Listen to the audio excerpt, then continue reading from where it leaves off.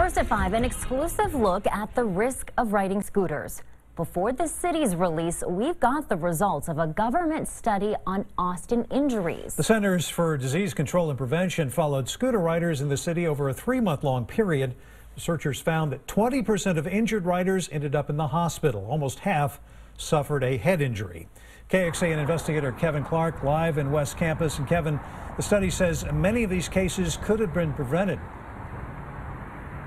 And frequently you'll see people riding scooters like these without a helmet. The people involved in this study, according to the injured riders, almost never wore one. Ryan Newberg says it's quick and convenient to ride a scooter to class, but he's seen plenty of riders get hurt using them. I do think it takes an athlete to ride one of these. It's not easy. People definitely fall and it's unsafe. Traumatic injuries like this one, seen from a car's dash cam, caught the attention of the CDC. After compiling local data, then speaking with more than 150 injured riders, the CDC found that nearly half of those riders had a severe injury, like a broken bone.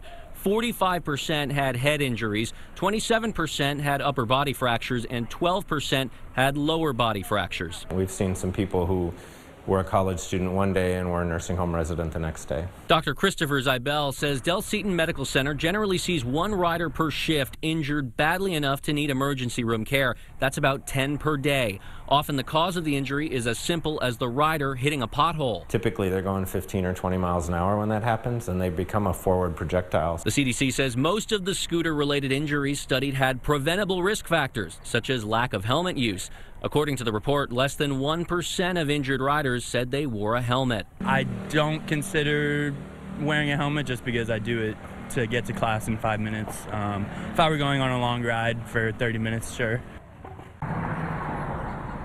Now, a vote to regulate scooters like bikes in the city was postponed until May. Today, I reached out to 4 different council members in the city's mobility committee to ask about the results, the preliminary results we found so far.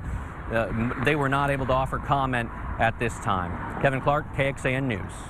Kevin, thank you. We reached out to local hospitals to see how many people they've treated for scooter injuries. Reps with Del Seton Medical Center at the University of Texas say that they have seen 87 severe traumas because of electric scooters.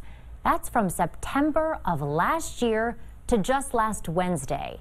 It includes 24 head injuries, 50 orthopedic injuries, and 21 injuries to the face.